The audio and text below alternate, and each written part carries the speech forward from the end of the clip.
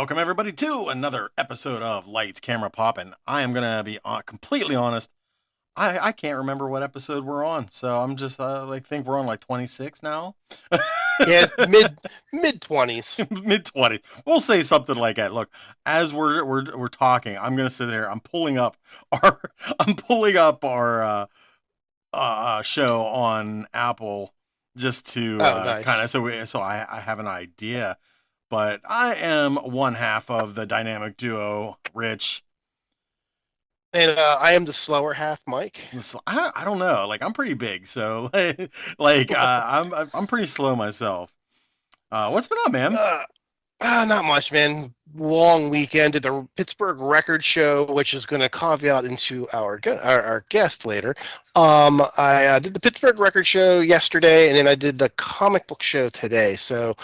And then I worked, a million hours all last week. So my ass is whooped. Oh, I'm sure, man. Like you really have your work cut out for you this weekend. And Yeah, yes, we are on yeah. The episode plate was 26. full. The plate was full. The plate was full. This is episode 26. Boom. There we go. Okay. 4 more episodes, and we're like getting middle aged. So So since we have a guest, we have a time crunch. So we're just going to kind of jump into it. We'll skip the banter, and then maybe we'll try to maybe if we can catch up with that next week. But today's guest is I met him actually via the interwebs here, and he's a like-minded kin of myself. He comes out of the punk rock scene. We both hail from the same city. Philly, only he still lives in Philadelphia and I live in Hicksburg. So, um, we have the same tastes in music. Now, this gentleman here runs a killer label. He does a distro. He's a full-time record dealer, and he has a hell of a backstory. So, my boy Jay, introduce yourself, and let's get this party started. Hello, you ignorant sluts. My name is Jay. Oh wait, it's not 5 o'clock. I'm an alcoholic, and yeah, I run Ryvvolte Records. Thank you so much for having me. It's great to be here. Now, I'm sorry I called you a slut because my wife dared me to do it, and I did not want to lose $20. So I don't mean that. So, Oh no, nothing taken. Hey. And if I would have been mad at you if you wouldn't have done it because $20 is $20. now you stole Hell the words yeah, right man. out of my mouth. I was just gonna say that.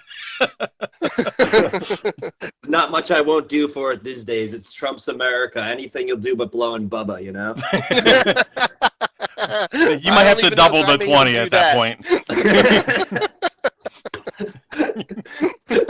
How's everything going, Jay?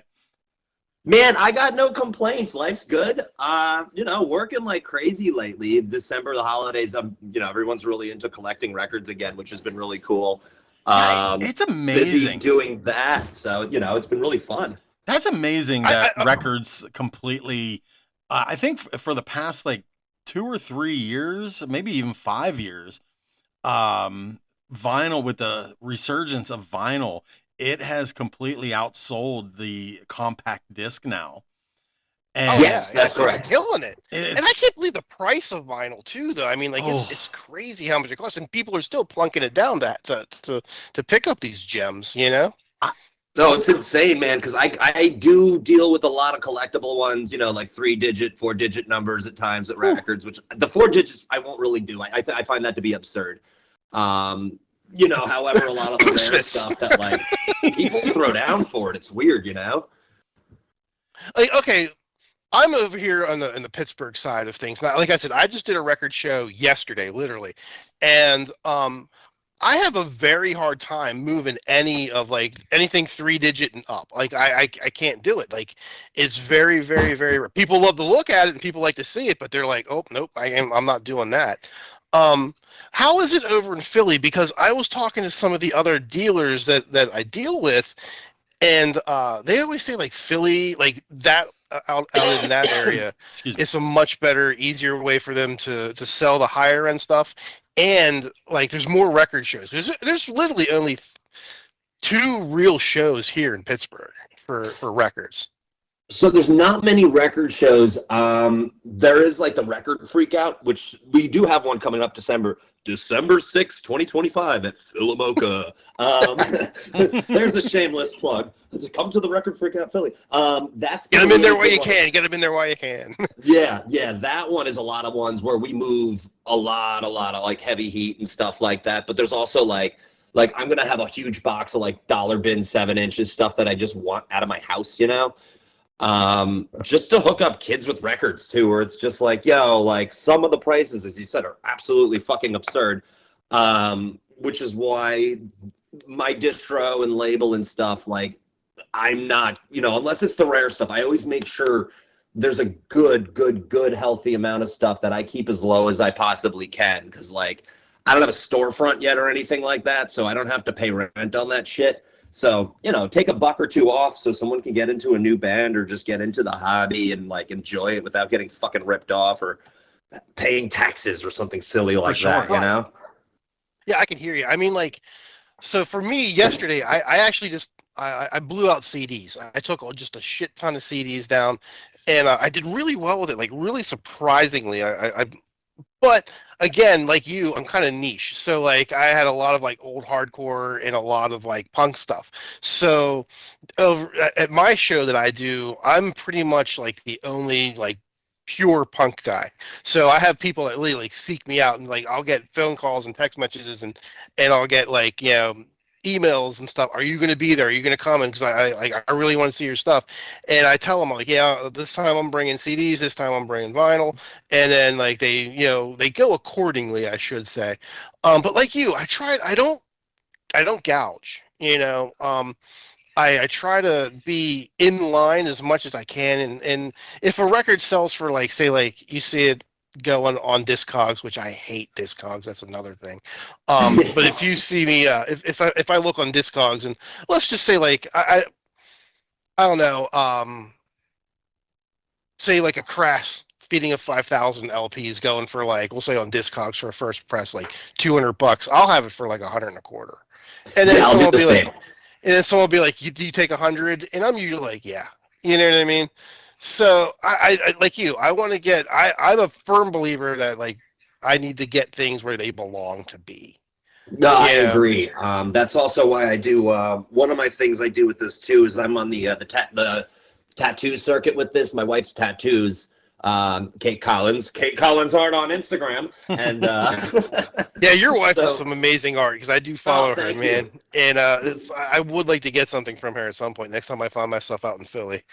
Well, we'll be traveling eventually out your way too, because we always do. We travel with Villain Arts and with Tattoo Punk, so I bring records there too, as does Josh Howard from The Virus, who runs Tattoo Punks, and Death by Distro. So we both bring like, you're gonna get tattooed, you're gonna buy records. We got merch and like skateboards and stuff, and like, we're doing That's all dope. this so we don't have to work a real job, So we got to travel around a lot. Makes sense. That is my ultimate goal is to stop doing the real job and actually just do this like full time. Like Okay. my wife's pushing for me to do it too, so hopefully real soon I'll be able to make that plunge myself. So yeah, The Collins art. Ramones said that's why they did it, and they're like, I'm on the same, let's say, spectrum as some of them, so to say. And it's like, if they can do it, I can too. We rode the same bus to school. That's fine, Right. Like, Right.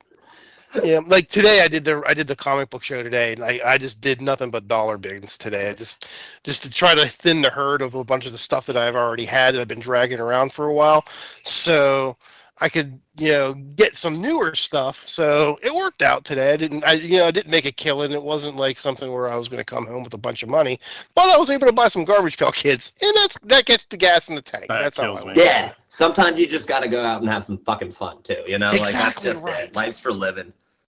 I hear that completely. So, what got you into doing your label? so as I introduced myself, I have a trunk, and I if anyone listens to this too, I'm in recovery for alcoholism, and if anyone ever needs help, you can hit me up on my Instagram at Ryvvolte Records. That's something I actually stress. Oh, that's awesome. That really So is. initially, Ryvvolte was a zine. My wife and I were out in Texas, and we just started a punk zine, and we called it Ryvvolte. We just had this idea for it. And then when we moved back to Philly and got our band Drones back together, we were having a hard time like getting people to put a record out. So we're like, all right, fuck it, we'll just figure out how to put out records. And I've been on a few, so like I figured it out. And we're like, oh, I don't want to do a zine anymore. Let's just do a label. And we put out the first 2 Drones EPs from touring and playing gigs and stuff, and do a lot of gigs and touring. And then Ailment, we said like we wanted to put out their 7-inch, and I didn't realize I didn't have the money at the time, and I was pretty committed to doing it. So I took $75 to the casino, and I turned it into enough money really quickly to fulfill my commitment. That may be the coolest thing I've heard in a long time. And the funny thing about that is like, my wife's father, who actually listens to the podcast at times, which I think is awesome. Thank you for He is always like, he literally looks at the casino as a ATM machine. So when he hears this, he's gonna like call my wife and be like, "See, I told you."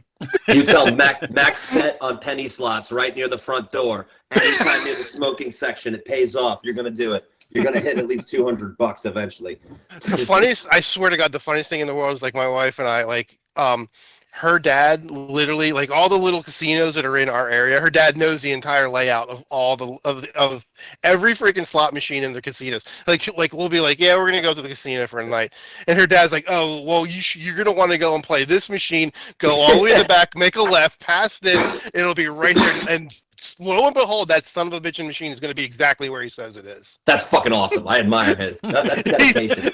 It is. And like, sir, when you're listening to this, good on you. And her mom's the exact same way. I swear to God, if we say we're going to the casino, like me saying the word casino right now, and they live about, I don't know, 15, 20 miles away from us, her ears are probably perking up saying, Mike's saying casino.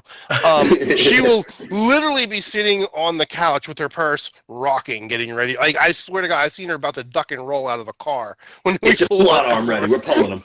It's fantastic. It's hysterical. It's fucking awesome. But yeah, that is a great story. Oh my God. So yeah, so you got your record out. Yeah, we did. We put out Element 7-inch somehow.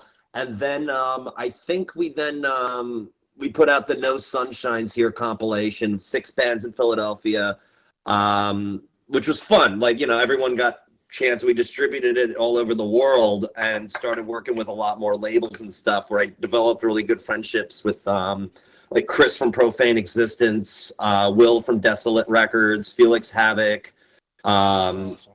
You know, a bunch of other people. Like I really admired, like, you know, their work and stuff like that. So I always wanted to work with them, and you know, have like my name on a matrix with fucking Havoc Records, dude. Like that's the first mail order 7-inch I ever got was Fuck Nazi Sympathy. So now I got a little check mark with that. So that was pretty neat.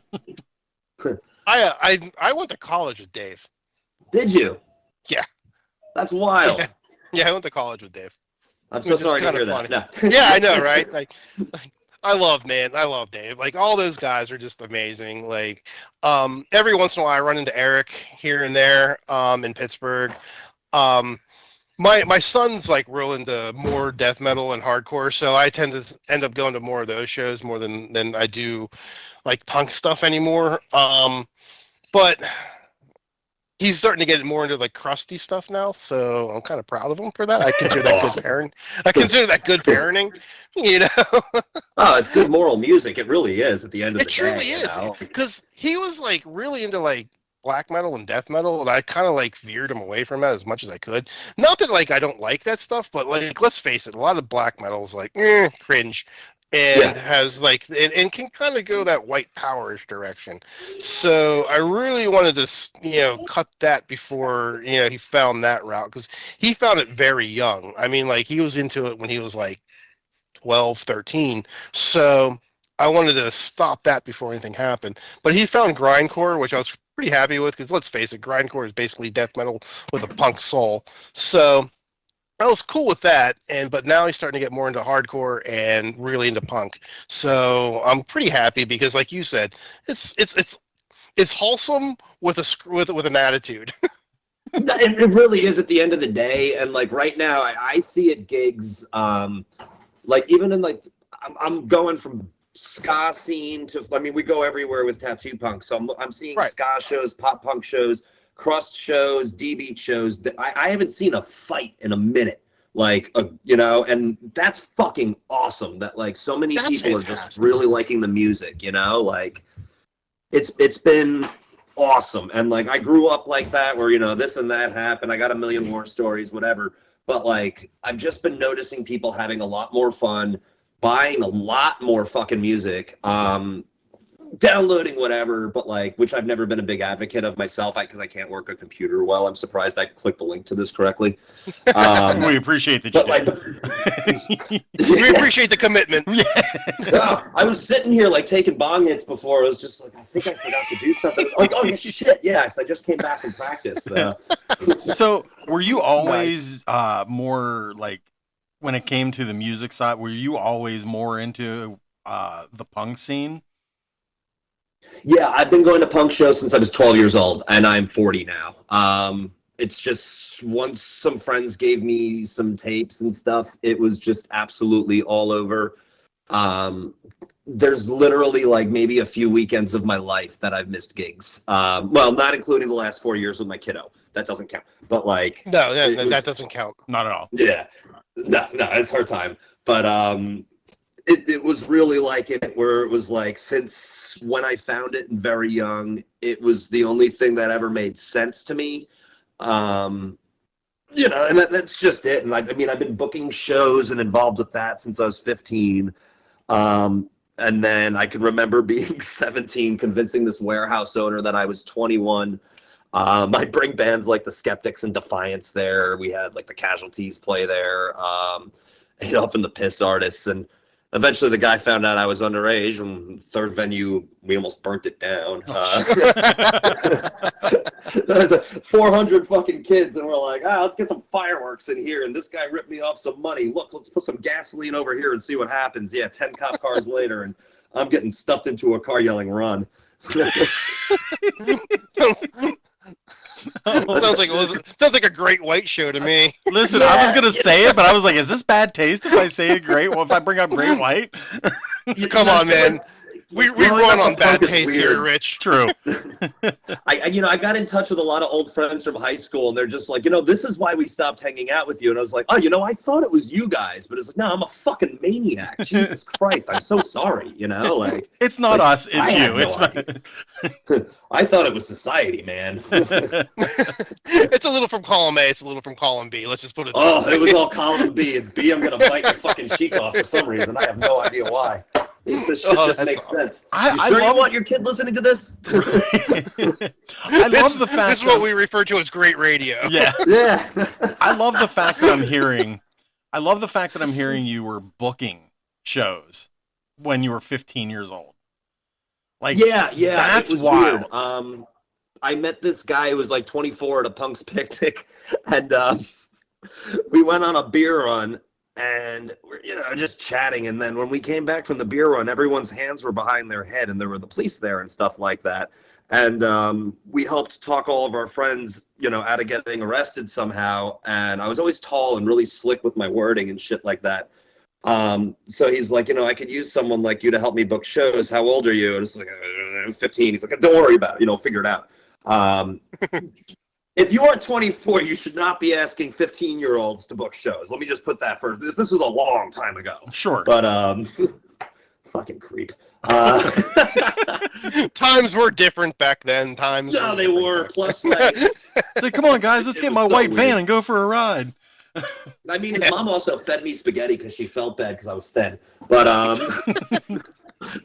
like, he taught me how to book shows and stuff like that. And at 17, I was on my own. So it was like that and teaming up with a lot of people. And he taught me how to do it properly. And I still go by the motto, hope for the best, expect the worst. Right. And that happens, in the world of booking gigs and tours for people and stuff like that, that you're gonna fucking see everything. And it's, oof. I used to do some show booking back in like the 90s and stuff like that. I mostly did again. I was very much more into like the hardcore scenes, like a lot of straight edge stuff. So I did a lot of like Earth Crisis and Snapcase and all the stuff like that in Pittsburgh. I didn't really do a lot of like punk stuff, like actual punk stuff. But it was just funny because like I was like the only straight edge kid, like hardcore guy that would be at like an Osrotten and a Pissed and a Mankind and like all these shows, and people just like look at me like, what is he doing here, you know? And then like. Because like at that time, like hardcore and like especially like anarcho punk was like kind of like separated, and I never understood that, you know, because I always thought that we were the same animal. Who gives a shit? Like, you know, just because I didn't drink at the time or anything like that, that um we should be separated. But it was like a weird mix. I don't understand why, but I always got along with all the anarcho guys, and I loved it. That was where I came from. My first show was Discharge. And that, Oh, that no was what shit. you that's Yeah. what you had booked. I was 9. My sister's a lot older than me, and she was the one that um used to babysit me, quote unquote, and she would just drag my ass everywhere. So yeah, so I my first show, I was 9 years old. I saw Discharge. I had no idea what the hell they were saying, what they were doing. They had purple hair. They said fuck a lot. I was hooked. Oh yeah, no, it's game over. At that point, that's just fucking game over. Yeah, I was just done. It was just like, all right, this is my life. I am dedicating it. I am 50 years old now, and no, mom, it's not a phase. No, mine and we just had that. You know, she's seeing my hand tattoos now, and she's just like, you know, she's like, you're 40. It's like, yeah, no shit, you know, like, and you're 70. You know, let's call it what it is. I guess we're guessing ages, you know, but it's not for many. For some, it is, and I used to get pissed off about that. I mean, I'm not an angry person anymore. If some old people listen to this, they'd be like, wait, what the fuck? Number one, he's still alive, and you know, but punk rock, man, it is very much a lifestyle. Whether whatever you listen to with this, you know, any genre of it, it is very much, you know, a moral stand of which we base our lives on. That is Well, very true. It's literally how I live my life. It's like the credence of my life. You know what I mean? Like, and it'll always be that way, no matter what. You know, I mean, like you said, it's not a phase. It's how we are. It's in our DNA. No, really, it's the mindset never leaves. I mean, even for some that like, you know, drop out of the scene for a minute, you never lose that like, yeah, I know you listen to Totalitaire. Look, you know, like I can look into your eyes and tell. You know, it gets like that, and yeah, everyone eventually comes back to, which is really fucking cool. You know, people take breaks and do things with their lives differently and want to achieve different shit, or you know, shit happens, whatever, and then I've seen an influx of a lot more people coming back to gigs right now. It's been like, shit, I missed this. And it's been really cool, especially at like an older age where it's just like, yo, I get to hang out with my friends again and possibly remember it, you know? Right. And it's funny because like my son's now, he's 20 years old. So I'll take him to shows and I'll introduce him to like, you know, like Dave or um we was Human Animal played, and I did that. That was like the last show that I booked, like right after COVID. Me and my friend Sam, we booked that show, and so I like introduced him to all those guys, and like just people that are like in bands here in Pittsburgh, and he's just like, oh my god, he's like, I can't believe you knew these people, blah blah blah, and I'm just like, yeah, your dad used to be cool. Yeah. No, you know, it's like I bring my daughter around to like we brought her to what was it? Camp Punksylvania this summer. I figured it, you know, I won't bring her to cross shows or anything like that. She's 4 years old. It's not happening. Like I know what I've done and I'm not exposing her to my friends. That's fair. I don't blame you. You know, it's like, but I brought her to the wholesome ones. We're hanging out with like Channel 3 and, you know, the drummer there and like the bass player and having a good time. And I think it's the coolest thing in the world. You know, in 10 years from now, she's just going to be like, who gives a shit? You know, like it's going to be like that. Okay, how was that? Like that Pennsylvania? How was that? Was that? Dude, it was fucking fun. Okay, like I'm a snob, admittedly, with music. All right, like if it's not hardcore, if it doesn't listen to Chaos UK, Black Flag, Poison Idea, Totalitaire, or Anti-Semics, I don't want to fucking listen to it.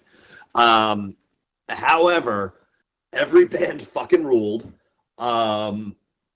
it was very well organized. The staff was very, very kind. It was both adult and kid friendly. The vendors were all great. I saw zero confrontation. I saw everyone going to watch every single band, helping each other stay hydrated. It was like, it was fucking, I had a great fucking time. Like a really nice time. My one buddy was a vendor there, my buddy Tony, and he said the same thing. He said he had a blast. He's a tattooist out here, and but his wife does this like it's called like Harvest Life type of thing. It's like a whole thing on like marijuana type of stuff, you know. So a lot of clothing with it and everything like that. And he was out there, and he said they did well, and everyone was cool, and they had a blast. And he said the bands were great, you know. But I've never been to Pennsylvania, and it always seemed weird to me. But at the same time, I was always kind of intrigued about it, but I just never made it out to it. Yeah, it was like for whatever reason, I was going in there. I was just like, okay, I got to work and watch my kid at the same time. This is gonna suck. I want to see this band, and it'll be okay. However, man, I stood corrected. Like I really I could not say enough good things. Like we accidentally left our car in the backstage area too, and the person that was in charge of the whole thing was kind enough to get us out and stuff. And they're like, don't worry, you weren't supposed to do this, but we'll get you out of the gates. And they're just like, we just want you guys to have a good time. And they were really over the top, super, super nice. Everything that you're describing, cool. Everything that you're describing about this, like the camaraderie and the unity, and it really sounds a lot like the horror community in film and everything. Like I've gone to many horror conventions, and everybody is just like your friend, whether you've never met them in your life or known them for 5 minutes.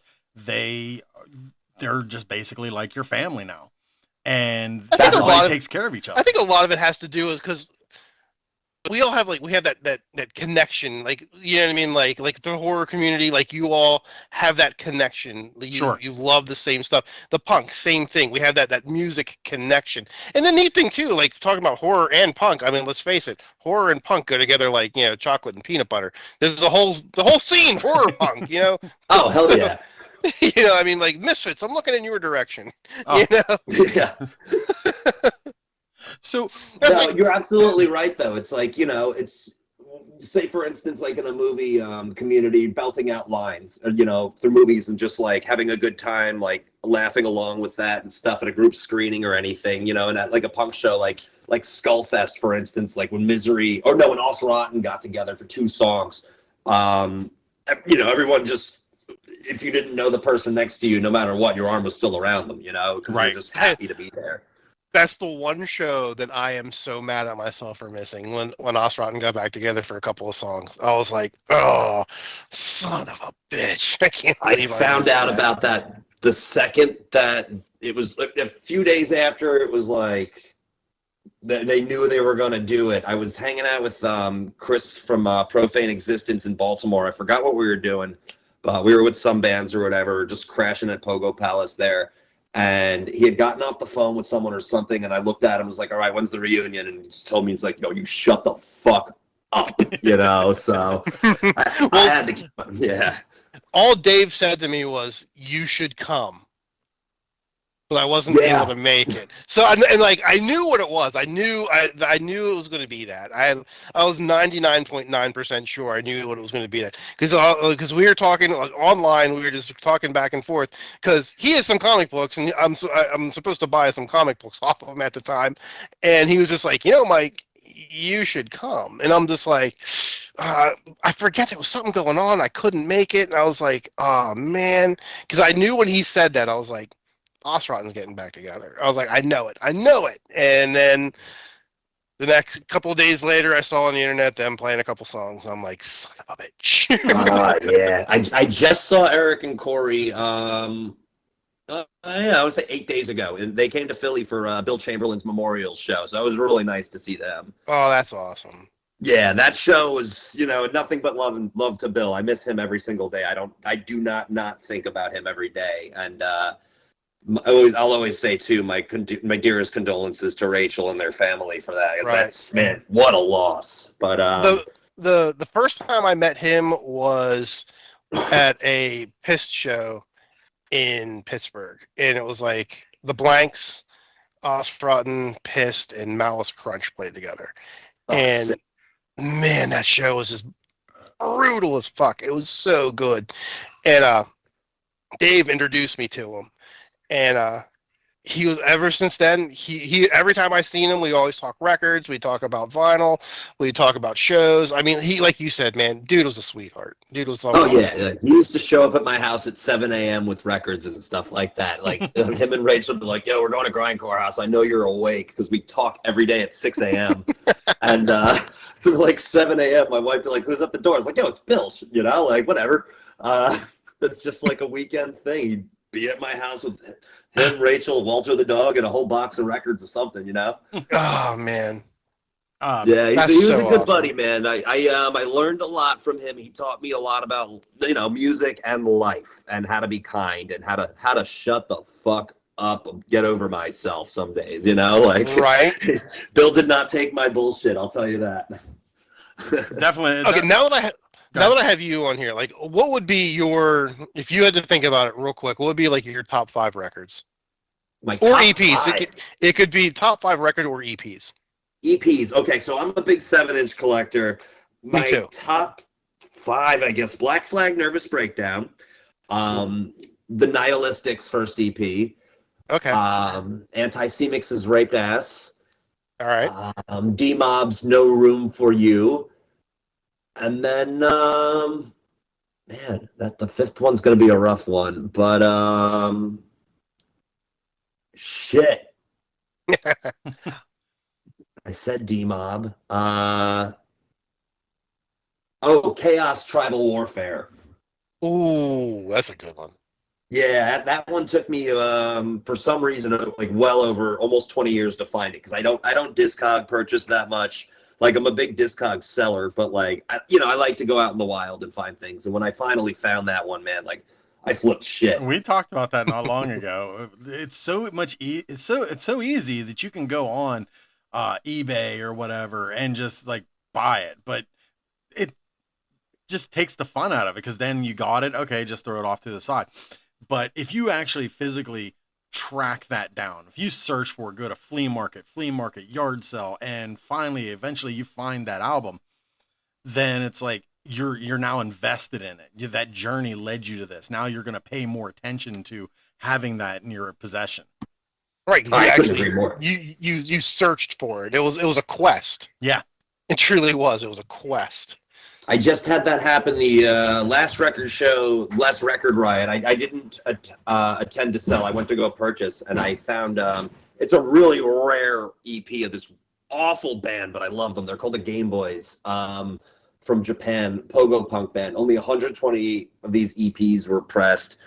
I've been looking for it since it came out. Never thought I'm going to find it. Then all of a sudden, it's in my buddy's $5 bin, and it's like what? Like 120 of these things made, and now it's in a little box in Philadelphia for $5, and that ends said quest. But what do you think is like the most overrated, like overhyped, not worth the money that people are sheckling out for stuff? Gizm. Okay. Yep.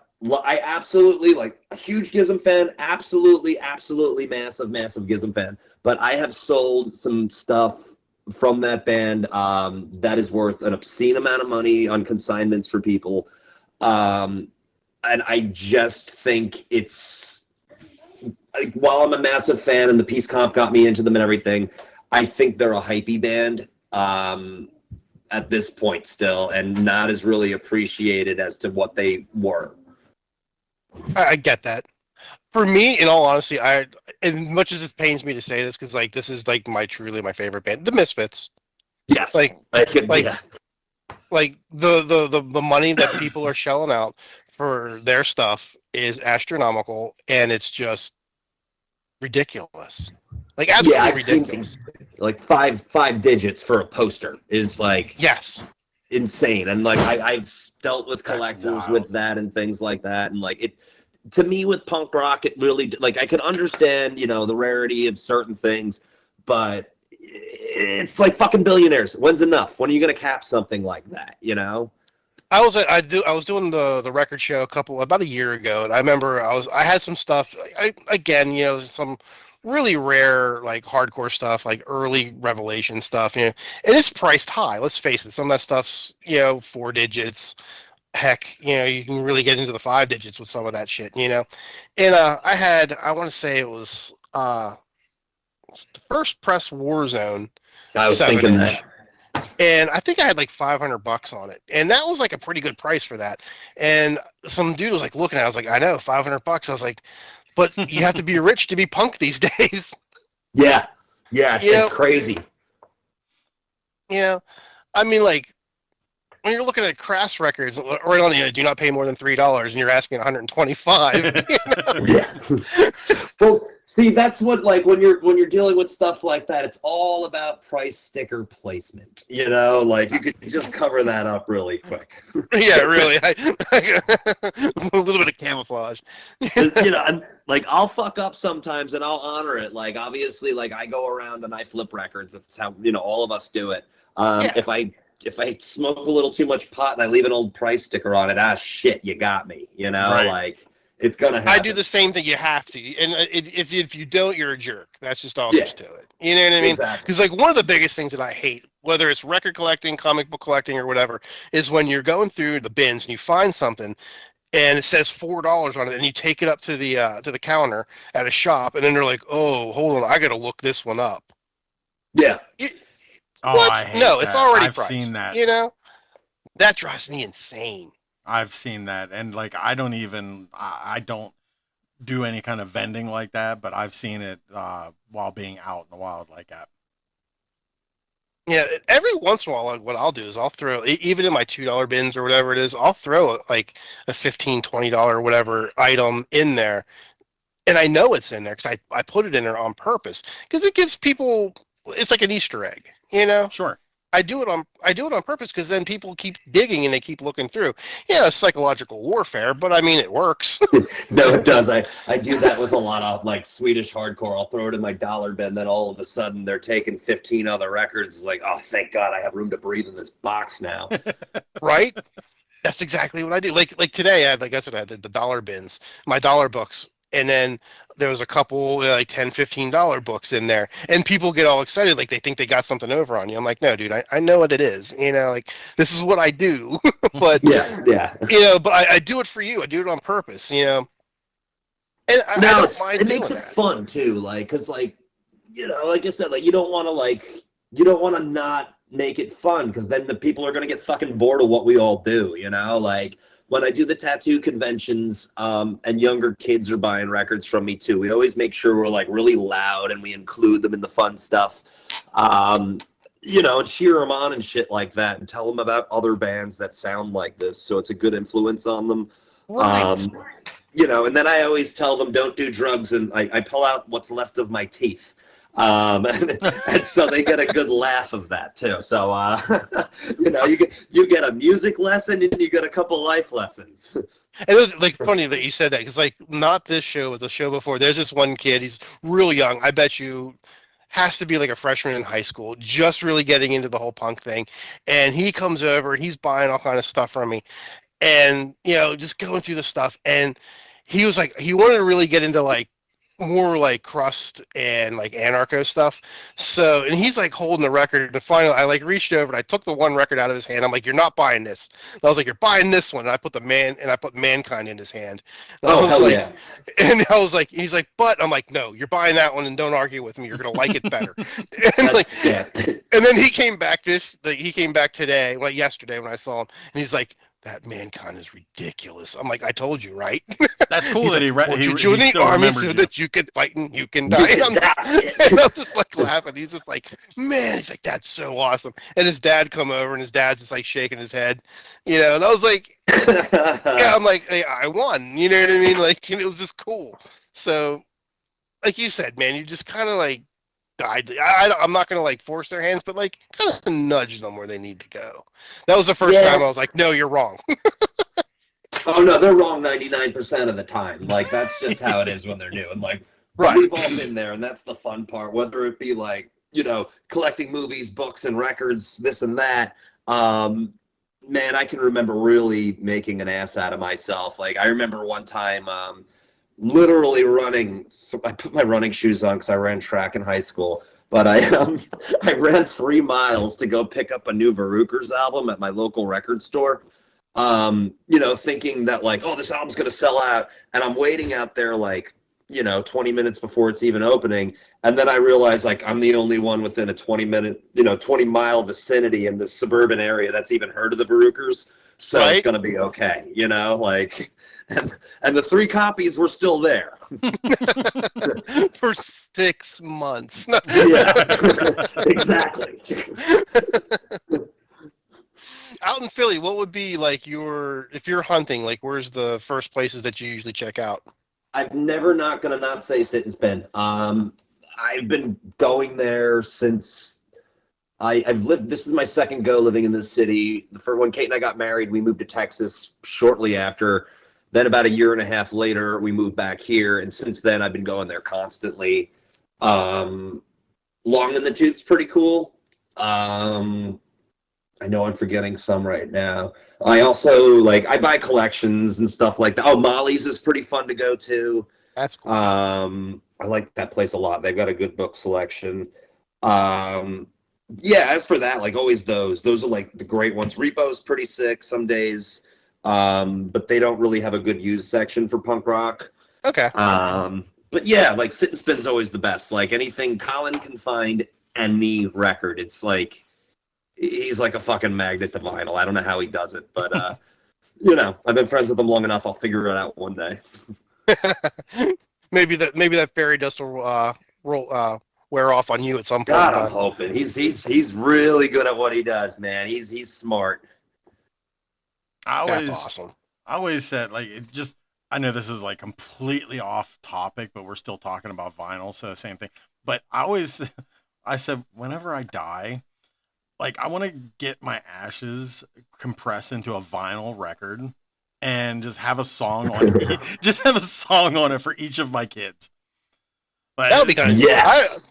I told you what I wanted to do, didn't I? I don't want a vinyl. I want to be I'm more than most likely going to be cremated. But like, if I had to get buried, like whenever you go to the zoo, you get the zoo keys. So like you put it in and you turn the key, and it'll tell you a story about the giraffe is like. I want that. It'll be like Mike was born in 1975. I just think that would just be hysterical. That's funny. Yeah. So I just want to be sat up somewhere. I don't I'm claustrophobic and I don't like getting burnt because it hurts. So it's like You I sound just like want my to dad. just put me next to a tree for a minute till something eats me, and it's like then I'm good. There you go. Cover me with honey. That was exactly what my dad said. Honestly, but we didn't. Unfortunately, Dad, sorry, but we didn't honor that. My mother-in-law lives in the desert, so I might be able to make this happen. Good luck. Yeah, I appreciate it. I'll let you know when I'm dead how it goes. Right. Yeah, I'd like to see this. Keep us posted. So, as we are starting to wind down, though, I am curious to know, like, at what point did you say, you know what, I want to start making a record label? Like, I want to sign my own bands. It was really after the No Sunshine Here thing, and again, Bill Chamberlain helped me out a lot. May rest in peace. He really, him and Colin and Leora, Sit and Spin, and a couple other individuals like Gaki who did Conton Crasher were encouraging me to keep going.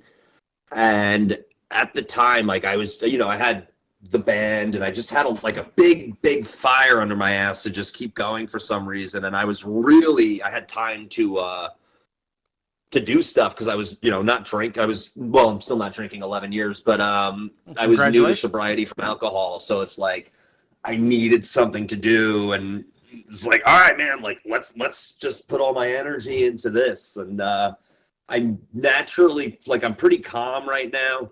But, you catch me out in public, I'm going to be the loudest one in the room. And it's just no ifs, ands, or buts. I have no control over it. So, mix it with the natural, like, circus charisma attitude I've got and the dramatic Aries and, like, the love for music and just putting my head through walls and stuff. It just made sense. And the fact that, too, that you used it as an outlet to deal with everything else that you were dealing with, like that outlet to put all your energy in. And I think that's really remarkable. And I think a lot of people should, a lot of people should definitely take a lesson from that. No, I appreciate that. It's harder than it sounds. You got to put in the work with anything. Like, even if you're just, starting a band or writing a paper, whatever you're doing, you have to put in the work. And like I said, like, I had a lot. Was just drinking way too much. Things got out of control, and then I wanted to have a better life, but I'm still a punk. And like we were talking about earlier, like, it just doesn't go away.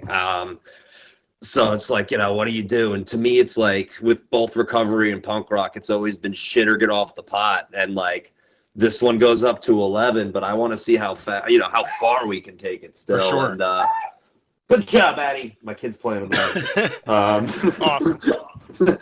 But at the same time, I have her now. So it's like, and my wife's very talented. So she's back, super full-time tattooing. Life's good. You just gotta, once you find what you like, just fucking do it. And everyone that like told you no, because I've had a million people tell me I can't do this or that, or it doesn't make sense. And I have no idea how it's working on paper. I have no idea. It's like once you cross that fear bridge, of actually doing it, and it starts to mesh, then it's such a great feeling. It is. There's nothing better than it. And then, like, I'm not spiteful anymore with it, where it used to be like, well, fuck you, I did this, so go fuck yourself. But now it's like, I want to work with more labels. So, like, Kurt from Dismantled Records and I, like, he's a street punk label, and primarily mine's been, like, a lot of hardcore and crust and D-beat. But, he was a co-releaser of the Pists LP as well with Havoc, Profane, and myself, because it's just punk and hardcore to me. It's just, like you said earlier, it's the same thing. Like, I don't know how many times I've seen Agnostic Front and Madball, and I don't know how many I've seen Kill Your Idols, 90 times, I think. Right. I mean, like, to me, it's the energy of the music. And we all come from this, like, punk, hardcore, all that. It all comes from the same tree. Like, no matter what you say, we're one big family, And I just I never understood the whole, rift. But it is what it is. I see it changing a little bit at a time now. I mean, it's still very, in Philly, it's still going on. There's different scenes, but like, I like to cross them both. Like, I like to go to Oi and street punk shows, and I love going to D-Beat and Crush shows, and a couple new wave shows, like, or also acoustic. I saw, was it Dambert No Bacon from Chumbawamba a few weeks ago? That was fucking awesome. He did an acoustic set. I would have killed this. That's crazy. Okay. I have been on such a Chumbawamba kick for the last couple of days. It's not even funny. I love that band. That's one of my top 10 favorite bands of all time. And they are just so good. And I got my Brian, or my right-hand man, and he also helps out with the podcast and everything. I wanted to have him on tonight. Totally forgot. Sorry, Brian. But I got him into Chumbawamba yesterday. It was his first time really hearing them when we were coming back from the record show. And he was just like, I get it. These guys are fucking cool. What album did you put on? Anarchy. Fuck yeah. And then we played Shh, which is originally Jesus H. Christ. And of course, WYSIWYG. Because I love WYSIWYG. I don't care what anybody says. I think that record's a genius. It has some of the greatest lines in the pantheon of any music. I mean, like, see, that's what you have to pay attention with Chumbawamba, is no matter what it's going to sound like, because it's going to be a variety of sounds, because they're great musicians. Their lyrics, that's the fucking band, man. Exactly right. My favorite line ever in any song is just like, if you can bake a cake, you can make a bomb. I just think I cry every time I hear that. That and Versace and Prada, they mean nothing to me. You can buy all your friends, but I'll hate you for free. We break our legs, they sell us a crutch, and we say thank you. Yes! Like, Pictures of Starving Children is an amazing record. I mean, that's in my top 10. That's one of my favorite fucking records. I wanted to have him sign it, but I was not going to bring it out that night, Everything they've ever done, I love. Everything. Even like the English Rebel songs when they were doing like those a cappella songs from like what 1600 to like 1940s. Amazing stuff. They're just such a great band, and and the fact that they would go and like license their songs to commercials and then use the money to fight the stuff that the commercials are That's for smart. is just that's like the perfect fuck you ever. Yeah, it's just yeah, they amazing. did well with that because, like, I remember when bands like Oi Polloi were doing songs like "Chumbawamba Fuck You" or "Chumbawamba Your Shit." Yeah. But they did it well, where it's like, okay, we hit this mainstream, fuck. But you know, they're still anarchists at the same point, Right. so it's like they did it proper. And the fact that like Osrotten covers them too is brilliant as well. Yeah, that rules. That absolutely rules. That rules. Like, But yeah, like I'm so glad that you saw Danbert No Bacon. I saw Chumbawamba one time, just once in DC. They did they're doing a free show on the lawn for a protest years ago, and it was amazing. Oh man, yeah, that's a gig I'd be kicking myself. Well, yeah, thinking about it, I'm kicking myself, not even knowing that happened. Yeah, it was fantastic. It was so much fun.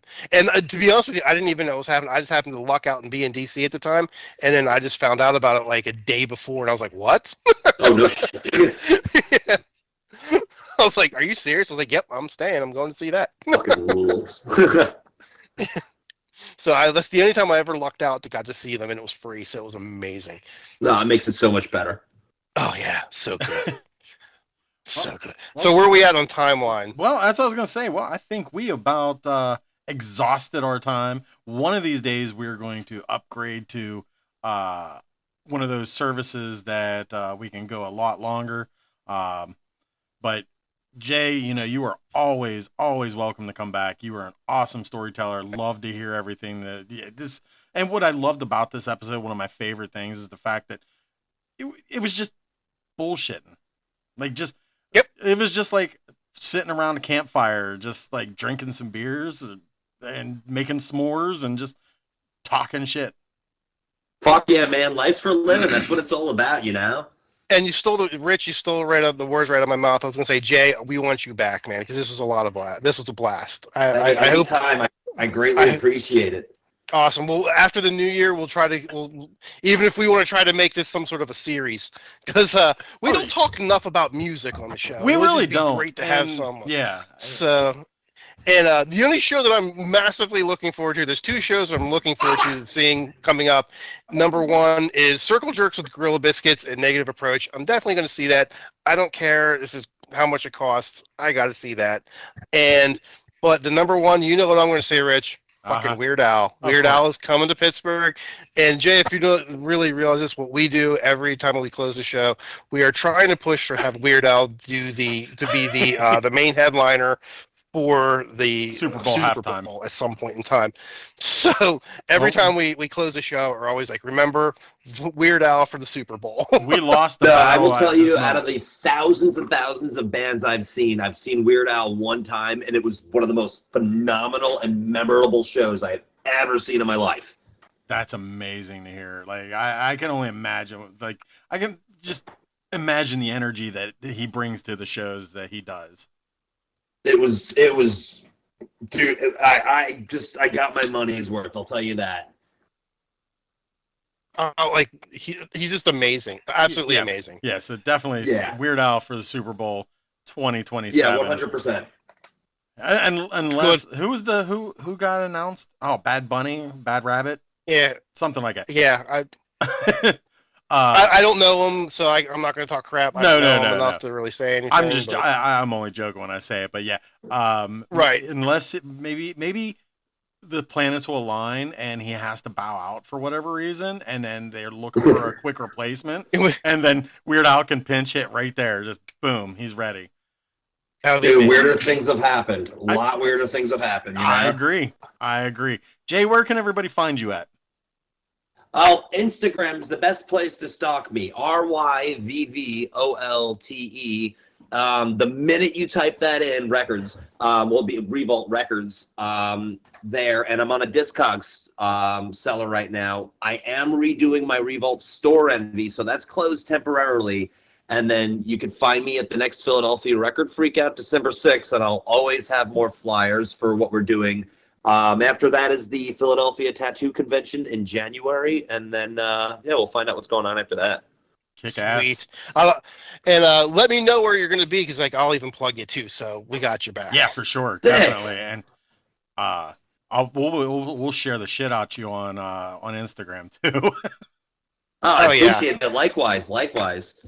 Oh yeah. Nope. This is one of my. This is actually one of our better shows too, just because of how it went. So I really appreciate you coming on. We had an absolute blast. Again, always welcome to come on the show. Just shoot the shit, tell us some stories, and if you have any up and coming releases that you want to talk about, message either me or Rich, and we got you. Yeah, for sure. Oh man, thank you so much, guys.